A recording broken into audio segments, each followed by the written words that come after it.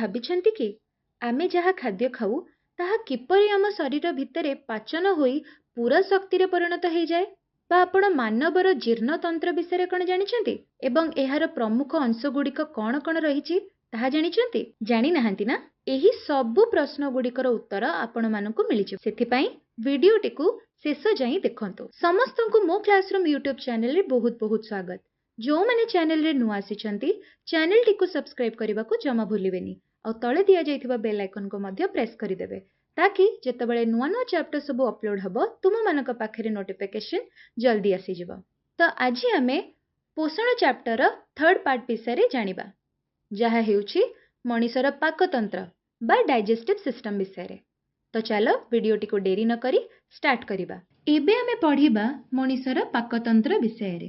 ମଣିଷ ଖାଦ୍ୟରେ କେବେ ବି ବାଛ ବିଚାର କରିନଥାଏ। ଯାହା ତା ପାଇଁ ଖାଦ୍ୟୋପଯୋଗୀ ଥାଏ ସେ ତାହା ହିଁ ଖାଇଥାଏ। ଆମେ ଯେଉଁ ଖାଦ୍ୟ ଖାଉଛୁ ସେ ପ୍ରଥମେ ଅଜୀର୍ଣ୍ଣ ଅବସ୍ଥାରେ ଥାଏ। ଯେତେବେଳେ ସେ ଆମ ଶରୀର ଭିତରକୁ ଯାଏ ସେଠାରେ ଆମର କିଛି ଅଙ୍ଗ ପ୍ରତ୍ୟଙ୍ଗ ମାନେ ମିଶିକି ସେ ଅଜୀର୍ଣ୍ଣ ଖାଦ୍ୟଟିକୁ ଜୀର୍ଣ୍ଣ କରିଥାନ୍ତି ଏବଂ ହଜମ ହେବାରେ ସାହାଯ୍ୟ କରିଥାନ୍ତି। ପୁଣି ସେ ଖାଦ୍ୟଟି କ'ଣ ହବ ନା ସେ ରକ୍ତରେ ମିଶି ବିଭିନ୍ନ କୋଷ ପାଖକୁ ଯିବ। ଆମେ ଯଦି ଆଉ ଗୋଟେ ସରଳ ଭାଷାରେ ବୁଝିବା, ଆମେ ଖାଉଥିବା ଖାଦ୍ୟ ସିଧାସଳଖ କୋଷ ଦ୍ୱାରା ବ୍ୟବହୃତ ହୋଇନଥାଏ। ଜଟିଳ ଖାଦ୍ୟ ପାକନଳୀ ବା ଏଲିମେଣ୍ଟାରୀ କ୍ୟାନେଲରେ ପାଚକ ରସ ଦ୍ୱାରା ସରଳ ଓ ଶୋଷଣ ଉପଯୋଗୀ ଖାଦ୍ୟରେ ପରିଣତ ହୋଇଥାଏ। ଖାଦ୍ୟର ସରଳୀକରଣକୁ ଆମେ ଖାଦ୍ୟ ଜୀର୍ଣ୍ଣ ବା ହଜମ ହେବା ବୋଲି କହିଥାଉ। ଖାଦ୍ୟଟି ଜୀର୍ଣ୍ଣ ହୋଇଗଲେ ତାହାର ଦରକାରୀ ଅଂଶ ଶରୀର କ'ଣ କରେ ନା ନିଜେ ଗ୍ରହଣ କରିଦିଏ ଓ ଯେତିକି ଅଦରକାରୀ ଅଂଶ ରହିଲା ତାହା ମଳ ରୂପେ ଶରୀରରୁ ନିଷ୍କାସିତ କରିଥାଏ। ଏବେ ଚାଲ ଆମେ ଜାଣିବା ପାକନଳୀ ଓ ପାକଗ୍ରନ୍ଥି ବିଷୟରେ। ଆମ ପାକତନ୍ତ୍ର ବା ଡାଇଜେଷ୍ଟିଭ୍ ସିଷ୍ଟମଟି ପାକନଳୀ ଏବଂ ପାକଗ୍ରନ୍ଥିକୁ ନେଇକି ତିଆରି ହେଇଛି। ପାକନଳୀ ପାଟିରୁ ଆରମ୍ଭ ହୋଇ ମଳଦ୍ୱାରରେ ଶେଷ ହୁଏ।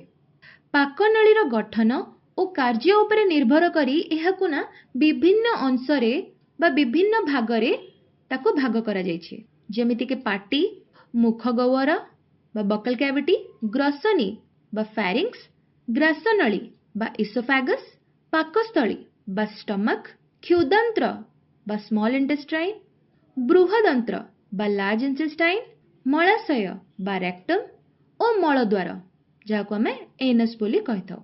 ପାକନଳୀଟି ଦେଖିବାକୁ ଗୋଟିଏ ଲମ୍ବା ଟ୍ୟୁବ୍ ପରି।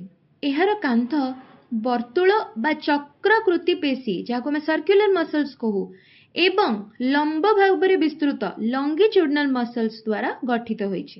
ଏହି ଦୁଇ ପ୍ରକାର ପେଶୀର ସଂକୋଚନ ଓ ଶିଥିଳନ ଯାହାକୁ ଆମେ କଣ୍ଟ୍ରାକ୍ସନ ଆଣ୍ଡ ରିଲାକ୍ସେସନ ବୋଲି କହୁ, ତା ଫଳରେ କ'ଣ ହୁଏ ଖାଦ୍ୟମଣ୍ଡ ଗ୍ରସନୀରୁ ମଳଦ୍ୱାର ପର୍ଯ୍ୟନ୍ତ ଯାଇଥାଏ। ପାକନଳୀର ଏହି ଚଳନକୁ ପୁରସରଣ ବା ପେରିଷ୍ଟେଲିସ୍ ବୋଲି କୁହାଯାଏ। ଏବେ ଚାଲ ଆମେ ଜାଣିବା ପାଟି ଓ ମୁଖଗହ୍ୱର ବିଷୟରେ। ଆମ ପାଟିକୁ ଘେରି ରହିଛି ଉପର ଏବଂ ତଳ ଓଠ। ପାଟି ଭିତରକୁ ରହିଛି ମୁଖଗହ୍ୱର। ମୁଖଗହ୍ୱରର ଦୁଇ କଡ଼େ ରହିଛି ଗାଲ, ଉପରେ ତାଳୁ ଏବଂ ତଳେ ଜିଭ। ତଳ ଓ ଉପର ମାଢ଼ିରେ ରହିଛି 32ଟି ଦାନ୍ତ। ପିଲାମାନେ, ଏବେ ଚାଲ ଆମେ ଦାନ୍ତକୁ ଟିକେ ବିସ୍ତାର ଭାବେ ବୁଝିବା। ଖାଦ୍ୟାଭ୍ୟାସ ଉପରେ ନିର୍ଭର କରି ଆମର ଦାନ୍ତ 4 ପ୍ରକାରର। ପ୍ରତି ମାଢ଼ିରେ 4ଟି କର୍ତ୍ତନ ଦନ୍ତ ଯାହାକୁ ଆମେ ଇନସିଜର ବୋଲି କହୁ, 2ଟି ଛେଦକ ବା ଶ୍ୱାନ ଦାନ୍ତ ଯାହାକୁ ଆମେ କ୍ୟାନାଇନ୍ ବୋଲି କହୁ, 4ଟି ଚର୍ବଣ ଦାନ୍ତ ଯାହାକୁ ଆମେ ପ୍ରିମୋଲାର ବୋଲି କହୁ ଏବଂ 6ଟି ପେଷଣ ବା ମୋଲାର ଦାନ୍ତ ରହିଛି। ଆମେ ଯେତେବେଳେ ଖାଦ୍ୟଟାକୁ ଚୋବେଇ ଥାଉ ସେହି ଚର୍ବଣ ବେଳେ ଖାଦ୍ୟକୁ ଦାନ୍ତ ନିକଟରେ ପହଞ୍ଚାଇବା ଏବଂ କଥା କହିବାରେ ସହାୟତା କିଏ କରିଥାଏ ନା ଜିଭ। ଜିଭ ପିତା, ଖଟା, ମିଠା ଓ ଲୁଣିଆ ସ୍ୱାଦକୁ ବାରିପାରେ। ତା ସହିତ ଆମର 3ଟି ଯୋଡ଼ା ଲାଳ ଗ୍ରନ୍ଥି ଅଛି ଯାହାକୁ ଆମେ ସାଲାଭେରୀ ଗ୍ଲାଣ୍ଡସ୍ ବୋଲି କହୁ, ଯାହାର ବାହିକା ବା ଡକ୍ଟ ମୁଖଦ୍ୱାର ମଧ୍ୟକୁ ଖୋଲିଛି। ଏହି ଗ୍ରନ୍ଥିରୁ ନିଃସୃତ ଲାଳ ଚର୍ବିତ ଖାଦ୍ୟକୁ ପିସ୍ତଳ ଓ ମଣ୍ଡ ପରି କରିଥାଏ ଏବଂ ଲାଳରେ ଥିବା ଟାୟାଲିନ୍ ନାମକ ଏଞ୍ଜାଇମ୍ ଜଟିଳ ଶ୍ୱେତସାର ଖାଦ୍ୟ ମଣ୍ଡଦ ବା ଷ୍ଟାର୍ଚ୍ଚକୁ ମାଲ୍ଟୋଜରେ ପରିଣତ କରିଥାଏ। ଏବେ ଚାଲ ଆମେ ଜାଣିବା ଗ୍ରସନୀ ଓ ଗ୍ରାସନଳୀ ବିଷୟରେ। ଗ୍ରସନୀ ଓ ଗ୍ରାସନଳୀ। ମୁଖଗହ୍ୱର ପଛକୁ ରହିଛି ଗ୍ରସନୀ। ଏହାର ଶେଷ ମୁଣ୍ଡରେ ରହିଛି 2ଟି ଦ୍ୱାର। ଗୋଟିଏ ଦ୍ୱାର ଲମ୍ବିଛି ଶ୍ୱାସନଳୀ ଭିତରକୁ ଏବଂ ଅନ୍ୟଟି ଲମ୍ବିଛି ଗ୍ରାସନଳୀ ମଧ୍ୟକୁ। ଖାଦ୍ୟକୁ ଖାଦ୍ୟନଳୀ ଭିତରକୁ ଓ ପବନକୁ ଶ୍ୱାସନଳୀ ମଧ୍ୟକୁ ଚାଳନ କରିବା ପାଇଁ ରହିଛି ଅଧିଜିହ୍ୱା ବା ଏପିଗ୍ଲଟିସ୍। ଖାଦ୍ୟ ଗିଳିବାର ପ୍ରଥମ କାମଟି ଭଲ୍ୟୁଣ୍ଟେରୀ। ଗ୍ରାସନଳୀ ଭିତରେ ପଶିବା ପରେ ଖାଦ୍ୟର ଯାତ୍ରା ଅନିଚ୍ଛିକ ଭାବେ ବା ଆପଣା ଛାଏଁ ହୋଇଥାଏ ବା ଯାହାକୁ ଆମେ କହିବା ଅଟୋମେଟିକଲି ହୋଇଥାଏ। ଗ୍ରାସନଳୀ ଭିତରେ ଯେତେବେଳେ ପଶେ ଖାଦ୍ୟର ଯାତ୍ରା ଅଟୋମେଟିକଲି ହୋଇଥାଏ। ଗ୍ରାସନଳୀର ଲମ୍ବ 22 ରୁ 25 ସେଣ୍ଟିମିଟର। ଏହା ପାକସ୍ଥଳୀରେ ମିଶିଛି। ଗ୍ରାସନଳୀରେ ଖାଦ୍ୟର କୌଣସି ପରିବର୍ତ୍ତନ ହୁଏ ନାହିଁ। ତ ଏବେ ଆମେ ଜାଣିବା ପାକସ୍ଥଳୀ ବିଷୟରେ। ପାକସ୍ଥଳୀ ଉଦର ଗହ୍ୱର ବାମ ପଟେ ରହିଛି ପାକସ୍ଥଳୀ, ଯାହାକୁ ଆମେ ପେଟ ବୋଲି କହିଥାଉ। ଏହାର ଉପର ଭାଗ ଚଉଡ଼ା ଏବଂ ତଳ ଅଂଶ କମ୍ ଓସାରିଆ ଥାଏ। ଉପର ଅଂଶ ହୃତ୍ପିଣ୍ଡ ନିକଟରେ ଥିବାରୁ ତାହାକୁ ଆମେ କାର୍ଡିଆକ୍ ଷ୍ଟୋମାକ୍ ବୋଲି କହିଥାଉ ଏବଂ ତଳ ଭାଗକୁ ପାଇଲୋରିକ୍ ଷ୍ଟୋମାକ୍ ବୋଲି କହିଥାଉ। ପାଇଲୋରିକ୍ ଷ୍ଟୋମାକ୍ ଶେଷରେ ଥିବା ମୁଦ୍ରିକା ଆକାର ମାଂସପେଶୀ ବା ପାଇଲୋରିକ୍ ସ୍ପିଣ୍ଟର ତାର ସଂକୋଚନ ଓ ଉନ୍ମୋଚନ ଫଳରେ ପାକସ୍ଥଳୀରୁ ଅର୍ଦ୍ଧଜୀର୍ଣ୍ଣ ଖାଦ୍ୟ ଅଳ୍ପ ଅଳ୍ପ ପରିମାଣରେ କ୍ଷୁଦ୍ରାନ୍ତ ମଧ୍ୟକୁ ପ୍ରବେଶ କରିଥାଏ। ଏହି ପାକସ୍ଥଳୀର ଭିତରେ ଆଚ୍ଛାଦନରେ ଅନେକ ଗ୍ରନ୍ଥି ରହିଛି। ଏହି ଗ୍ରନ୍ଥିରୁ ପାଚକ ରସ ବା ଗ୍ୟାଷ୍ଟ୍ରିକ୍ ଜୁସ୍ ଓ ହାଇଡ୍ରୋକ୍ଲୋରିକ୍ ଏସିଡ୍ ନିଃସୃତ ହୋଇଥାଏ। ପାଚକ ରସରେ ଥିବା ପେପ୍ସିନ୍ ଏଞ୍ଜାଇମ୍ ଅମ୍ଳୀୟ ପରିବେଶରେ ପୃଷ୍ଟିସାର ଜାତୀୟ ଖାଦ୍ୟକୁ ସରଳ ପ୍ରୋଟିଓଜ ଓ ପେପ୍ଟୋନରେ ପରିଣତ କରିଥାଏ। ହାଇଡ୍ରୋକ୍ଲୋରିକ୍ ଏସିଡ୍ ଖାଦ୍ୟରେ ଥିବା କ୍ଷତିକାରକ ବ୍ୟାକ୍ଟେରିଆକୁ ଆଦି ମଧ୍ୟ ମାରିଥାଏ। ତ ଏବେ ଚାଲ ଆମେ ପଢିବା କ୍ଷୁଦ୍ରାନ୍ତ୍ର ଓ ବୃହଦନ୍ତ୍ର ବିଷୟରେ, ଯାହାକୁ ଆମେ small intestine and large intestine ବୋଲି ମଧ୍ୟ କହୁ। କ୍ଷୁଦ୍ରାନ୍ତ୍ର ପାକସ୍ଥଳୀ ଠାରୁ ବୃହଦନ୍ତ୍ର ପର୍ଯ୍ୟନ୍ତ ଲମ୍ବିଛି। କ୍ଷୁଦ୍ରାନ୍ତ୍ରଟି ଗ୍ରହଣୀ ବା ଡ୍ୟୁଡେନମ୍, ଜେଜୁନମ୍ ଓ ଇଲିୟମକୁ ନେଇକି ଗଠିତ ହେଇଛି। କିନ୍ତୁ ବୃହଦନ୍ତ୍ରଟି ଖାଦ୍ୟନଳୀର ଶେଷ ଅଂଶରେ ରହିଛି ଏବଂ ଏହା 3 ଭାଗରେ ବିଭକ୍ତ ହୋଇଛି। ଗୋଟେ ହେଲା ସିକମ୍, ଆଉ ଗୋଟେ ହେଲା କୋଲନ୍ ଆଣ୍ଡ ଆଉ ଗୋଟେ ହେଲା ମଳାଶୟ ବା ରେକ୍ଟମ୍। କ୍ଷୁଦ୍ରାନ୍ତ୍ରର ଶେଷ ଇଲିୟମ୍ ଓ ବୃହଦନ୍ତ୍ରର ଆରମ୍ଭ ସିକମ୍ର ସଂଯୋଗ ସ୍ଥଳରେ ଭର୍ମିଫର୍ମ ଆପେଣ୍ଡିକ୍ସ ନାମକ ଏକ ଅବଶୋଷାଙ୍ଗ ରହିଛି, ଯାହାକି ବଡିର ୱେଷ୍ଟ ମେଟେରିଆଲ ଗୁଡାକୁ ବଡିରୁ ନିଷ୍କାସିତ କରିବାରେ ସାହାଯ୍ୟ କରିଥାଏ। ଏବେ ଚାଲ ଆମେ ଜାଣିବା ପାକଗ୍ରନ୍ଥି ବା ଡାଇଜେଷ୍ଟିଭ୍ ଗ୍ଲାଣ୍ଡସ୍ ବିଷୟରେ। ଖାଦ୍ୟକୁ ସରଳୀକୃତ କରିବା ପାଇଁ ପାକନଳୀ ମଧ୍ୟରେ ଅନେକ ଗୁଡ଼ିଏ ପାକଗ୍ରନ୍ଥି ରହିଛି, ଯେମିତିକି ଲାଳ ଗ୍ରନ୍ଥି ବା ସାଲାଇଭରି ଗ୍ଲାଣ୍ଡ, ଜଠର ଗ୍ରନ୍ଥି ବା ଗ୍ୟାଷ୍ଟ୍ରିକ୍ ଗ୍ଲାଣ୍ଡ, ଯକୃତ ବା ଲିଭର, ଅଗ୍ନାଶୟ ବା ପାନକ୍ରିଆସ ଏବଂ ଆନ୍ତ୍ରିକ ଗ୍ରନ୍ଥି ବା ଇଣ୍ଟେଷ୍ଟାଇନାଲ ଗ୍ଲାଣ୍ଡ। ସର୍ବପ୍ରଥମେ ଚାଲ ଜାଣିବା ଲାଳ ଗ୍ରନ୍ଥି ବା ସାଲାଇଭରି ଗ୍ଲାଣ୍ଡ ବିଷୟରେ। ମୁଖ ଗହ୍ୱରରେ 3 ଯୋଡ଼ା ଲାଳ ଗ୍ରନ୍ଥି ରହିଛି। ଏଥିରୁ ଲାଳ କ୍ଷରିତ ହୁଏ। ଲାଳରେ ଟାଇଲେନ୍ ନାମକ ଏକ ଏନଜାଇମ୍ ରହିଛି। ଏହା କ'ଣ କରେ ନା ଶ୍ୱେତସାର ଜାତୀୟ ଖାଦ୍ୟକୁ ହଜମ କରାଇଥାଏ। ଏବେ ଚାଲ ଜାଣିବା ଜଠର ଗ୍ରନ୍ଥି ବା ଗ୍ୟାଷ୍ଟ୍ରିକ୍ ଗ୍ଲାଣ୍ଡ ବିଷୟରେ। ଏହି ଗ୍ରନ୍ଥିରୁ କ୍ଷରିତ ହେଉଥିବା ରସକୁ ପାଚକ ରସ ବା ଗ୍ୟାଷ୍ଟ୍ରିକ୍ ଜୁସ୍ ବୋଲି କୁହାଯାଏ। ଏଥିରେ ଲବଣାମ୍ଳ ବା ହାଇଡ୍ରୋକ୍ଲୋରିକ୍ ଏସିଡ୍ ସହିତ ପେପ୍ସିନ୍ ଓ ଲାଇପେଜ୍ ଏନଜାଇମ୍ ରହିଛି। ଦେନ୍ ଚାଲ ଜାଣିବା ଯକୃତ ବା ଲିଭର ବିଷୟରେ। ମଣିଷ ଶରୀରରେ ଥିବା ଗ୍ରନ୍ଥି ମଧ୍ୟରେ ଏହା ସର୍ବବୃହତ। ଏହା ଖାଦ୍ୟନଳୀ ବାହାରେ ରହିଛି। ଏଥିରୁ କ୍ଷରିତ ପିତ୍ତ ବା ବାଇଲ୍ ନଳୀ ଦ୍ୱାରା ଗ୍ରହଣୀ ମଧ୍ୟକୁ ପ୍ରବେଶ କରିଥାଏ। ଦେନ୍ ଚାଲ ଜାଣିବା ଅଗ୍ନାଶୟ ବା ପାନକ୍ରିଆସ ବିଷୟରେ। ଏହା ଏକ ମିଶ୍ରିତ ଗ୍ରନ୍ଥି ବା ମିକ୍ସଡ୍ ଗ୍ଲାଣ୍ଡ ବୋଲି ଯାହାକୁ କହିଥାଉ। ଏହା ମଧ୍ୟ ଖାଦ୍ୟନଳୀ ବାହାରେ ରହିଛି। ଏଥିରୁ ଉଭୟ ଏନଜାଇମ୍ ଓ ହର୍ମୋନ୍ କ୍ଷରିତ ହୁଏ। ଅଗ୍ନାଶୟ ରସ ବା ପାନକ୍ରିଆଟିକ୍ ଜୁସ୍ରେ ଆମାଇଲେସ୍, ଲାଇପେଜ୍ ଏବଂ ପ୍ରୋଟିଏଜ୍ ପରି ଖାଦ୍ୟ ହଜମକାରୀ ଏନଜାଇମ୍ ରହିଛନ୍ତି। ଏ ସମସ୍ତ ଏନଜାଇମ୍ ଗ୍ରହଣୀ ମଧ୍ୟରେ ଖାଦ୍ୟ ସହିତ ମିଶିଥାଏ। ଏବେ ଚାଲ ଜାଣିବା ଆନ୍ତ୍ରିକ ଗ୍ରନ୍ଥି ବା ଇଣ୍ଟେଷ୍ଟାଇନାଲ ଗ୍ଲାଣ୍ଡ ବିଷୟରେ। କ୍ଷୁଦ୍ରାନ୍ତ୍ରରେ ଥିବା ଆନ୍ତ୍ରିକ ଗ୍ରନ୍ଥି ଗୁଡ଼ିକରୁ ଆନ୍ତ୍ରିକ ରସ ବା ଇଣ୍ଟେଷ୍ଟାଇନାଲ ଜୁସ୍ କ୍ଷରିତ ହୁଏ। ଏହି ରସରେ ଥିବା ବିଭିନ୍ନ ପ୍ରକାରର ଏନଜାଇମ୍ ହଜମ କ୍ରିୟା ଶେଷ କରିଥାନ୍ତି। ତ ଏବେ ଚାଲ ଆମେ ପଢିବା ପାଚନ କ୍ରିୟା ବା ଡାଇଜେସନ ବିଷୟରେ। ଆଚ୍ଛା ପିଲାମାନେ, ଆମେ ଯେଉଁ ଖାଦ୍ୟ ଖାଉଛୁ ସେଥିରେ ବିଭିନ୍ନ ପ୍ରକାରର ପୋଷଣ ରହିଛି, ଯେମିତିକି ଶ୍ୱେତସାର, ସ୍ନେହସାର, ପୁଷ୍ଟିସାର, ଭିଟାମିନ୍, ଧାତବ ଲବଣ ଓ ଜଳ। ଏହି ଭିଟାମିନ୍, ଧାତବ ଲବଣ ଓ ଜଳର ଅଣୁଗୁଡ଼ିକ ଅତି କ୍ଷୁଦ୍ର, ତେଣୁ ଏହା ବିନା ହଜମରେ ଏଗୁଡ଼ିକ କୋଷ ଝିଲି ମଧ୍ୟ ଦେଇ କୋଷ ଭିତରକୁ ପ୍ରବେଶ କରିଥାନ୍ତି। କିନ୍ତୁ ଶ୍ୱେତସାର, ସ୍ନେହସାର ଓ ପୁଷ୍ଟିସାର ଏଇ ସବୁ ହେଉଛି ଜଟିଳ ଖାଦ୍ୟ। ଏମାନଙ୍କର ଅଣୁଗୁଡ଼ିକ ବୃହତାକାର ବା ବହୁତ ବଡ଼, ତେଣୁ ଏହିଗୁଡ଼ିକ କୋଷ ଝିଲ୍ଲି ଦେଇ କୋଷ ଭିତରକୁ ପଶି ପାରନ୍ତି ନାହିଁ।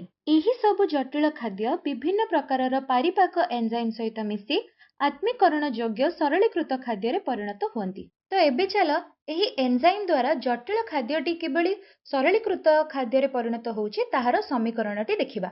ଜଟିଳ ଖାଦ୍ୟ ଯେମିତିକି ଶ୍ୱେତସାର, ପୃଷ୍ଟିସାର ଓ ସ୍ନେହସାର। ଶ୍ୱେତସାର ଏମାଇଲୋଜ ଏନଜାଇମ୍ ଦ୍ୱାରା କୋଉ ସରଳୀକୃତ ଖାଦ୍ୟରେ ପରିଣତ ହେଉଛି ନା ଗ୍ଲୁକୋଜ, ଫ୍ରୁକ୍ଟୋଜ ଓ ଗ୍ୟାଲେକ୍ଟୋଜରେ। ସେହିଭଳି ପୃଷ୍ଟିସାର କ'ଣ ହୁଏ ନା ପ୍ରୋଟିଓଜ ଏନଜାଇମ୍ ସାହାଯ୍ୟରେ ଏମିନୋ ଏସିଡରେ ପରିଣତ ହୁଏ। ସେମିତି ସ୍ନେହସାର ବା ଲିପିଡ ଲାଇପେଜ ଏନଜାଇମ୍ ଦ୍ୱାରା ଫ୍ୟାଟି ଏସିଡ ଏବଂ ଗ୍ଲିସେରଲରେ ପରିଣତ ହୁଏ। ଖାଦ୍ୟର ହଜମ ହେବାର ବିଭିନ୍ନ ପ୍ରକାରର ପ୍ରକ୍ରିୟା ଗୁଡ଼ିକ ରହିଛି। ସେଗୁଡ଼ିକ ହେଉଛି ଖାଦ୍ୟ ଗ୍ରହଣ ବା ଇନଜେସନ, ପାକକ୍ରିୟା ବା ଡାଇଜେସନ, ଅବଶୋଷଣ ବା ଆବଜର୍ପସନ, ଆତ୍ମୀକରଣ ବା ଆସିମିଲେସନ ଓ ମଳତ୍ୟାଗ ବା ଇଜେସନ। ଏବେ ଚାଲ ଏଇଗୁଡ଼ିକୁ ଟିକେ ବିସ୍ତାର ଭାବରେ ବୁଝିବା।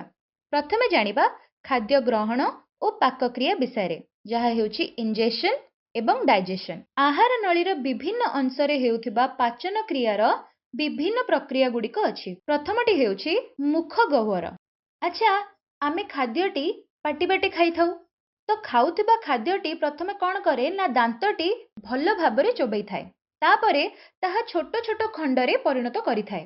ଏହି ସମୟରେ ଲାଳରେ ଥିବା ଟାଇଲିନ୍ ନାମକ ଏନଜାଇମ୍ ଜଟିଳ ଶ୍ୱେତସାର ଖାଦ୍ୟକୁ ମାଲ୍ଟୋଜ ନାମକ ଦୁଇ ଶର୍କରାରେ ପରିଣତ କରିଥାଏ। ଏଠାରେ ଶ୍ୱେତସାର ବ୍ୟତୀତ ଅନ୍ୟ କୌଣସି ଖାଦ୍ୟ ହଜମ ହୋଇନଥାଏ।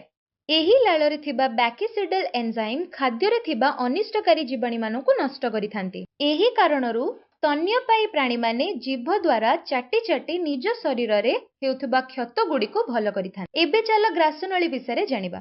ନରମ ଖାଦ୍ୟପିଣ୍ଡ ବା ଫୁଡ ବୋଲସ୍ ଗ୍ୟାଲେଟ୍ ବାଟ ଦେଇ ଗ୍ରାସନଳୀ ମଧ୍ୟରେ ପ୍ରବେଶ କରିଥାଏ।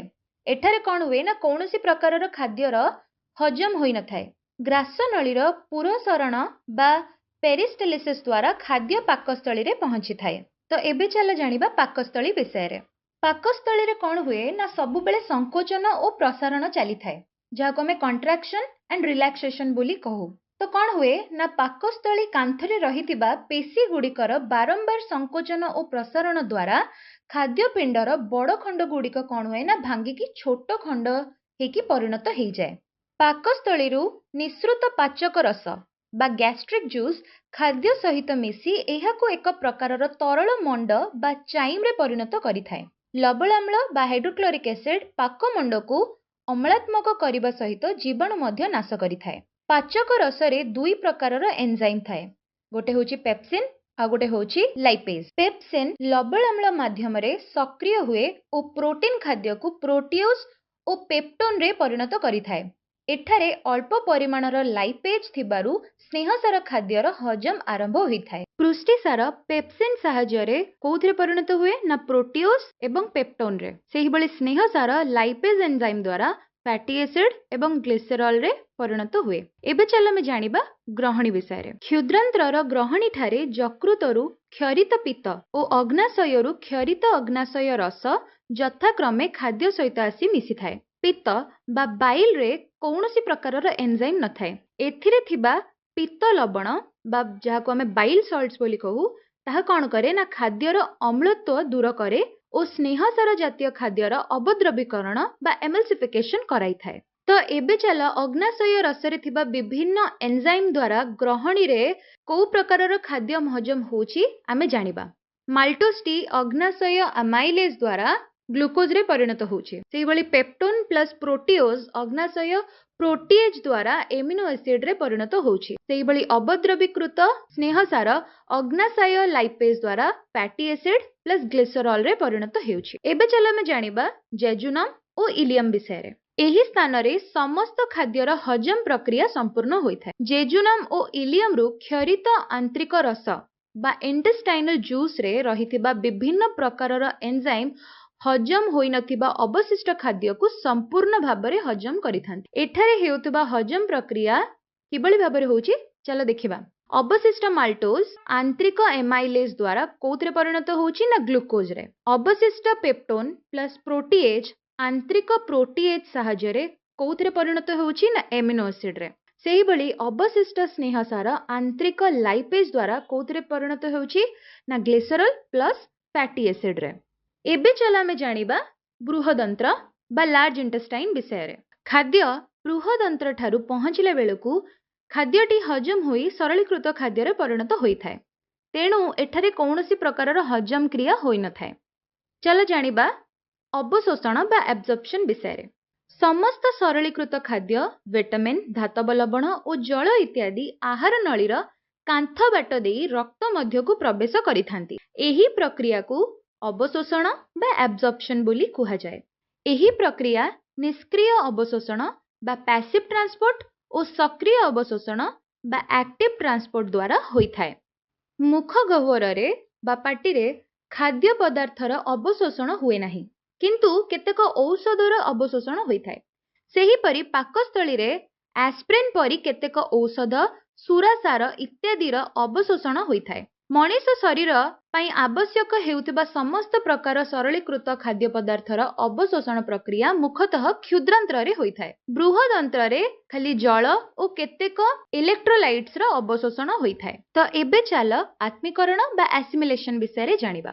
ଅବଶୋଷଣ ପରେ ଖାଦ୍ୟଟି କ'ଣ ହୁଏ ନା ରକ୍ତ ଦ୍ୱାରା ବାହିତ ହୋଇ ଶରୀରର ବିଭିନ୍ନ ଅଂଶରେ ରହିଥିବା କୋଷ ନିକଟକୁ ଯାଇଥାଏ ଏବଂ ଶକ୍ତି ମୋଚନ ସହିତ ଅନ୍ୟ କାର୍ଯ୍ୟରେ ମଧ୍ୟ ବିନିଯୋଗ ହୋଇଥାଏ।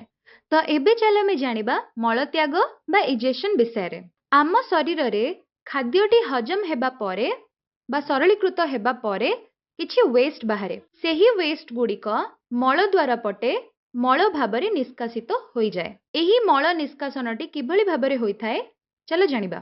ମଳ ଦ୍ୱାର ଚାରିପଟେ ରହିଥିବା ସଂକୋଚନ ପେଶୀର ଶିଥିଳନ ବା ମଳାଶୟ ପେଶୀର ସଂକୋଚନ ବା ଉଦର ପେଶୀ ଓ ମଧ୍ୟଛାଦାର ସଂକୋଚନ ସହିତ ସମାୟିକ ଶ୍ୱାସ ବିରାମ ହୋଇଥାଏ। ଇଏ ତ ଥିଲା ଆଜିର ଚାପ୍ଟର ବିଷୟରେ। ମୁଁ ଆଶା କରୁଛି ଚାପ୍ଟରଟି ତୁମେମାନେ ବହୁତ ଭଲ ଭାବରେ ବୁଝିପାରିଥିବ। ଆଉ ଯୋଉଠି ବି ତୁମମାନଙ୍କୁ ଡାଉଟ୍ ଆସୁଛି ତୁମେମାନେ କମେଣ୍ଟ ସେକ୍ସନରେ ଆମକୁ ଜଣାଇ ପାରିବ। ଆଉ ଯଦି ଭିଡିଓଟି ତୁମମାନଙ୍କୁ ଭଲ ଲାଗିଛି ତାହେଲେ like, share, comment and subscribe କରିବାକୁ ଜମା ଭୁଲିବନି। ତ ଆଜି ପାଇଁ ଏତିକି। ମୁଁ ପୁଣି ଆସିବି ଆଗାମୀ ଭିଡିଓରେ ଗୋଟିଏ ନୂଆ ଚାପ୍ଟରକୁ ନେଇକି। ସେତେ ପର୍ଯ୍ୟନ୍ତ ସମସ୍ତେ ଖୁସିରେ ରୁହ ଏବଂ ସୁସ୍ଥ ରୁହ।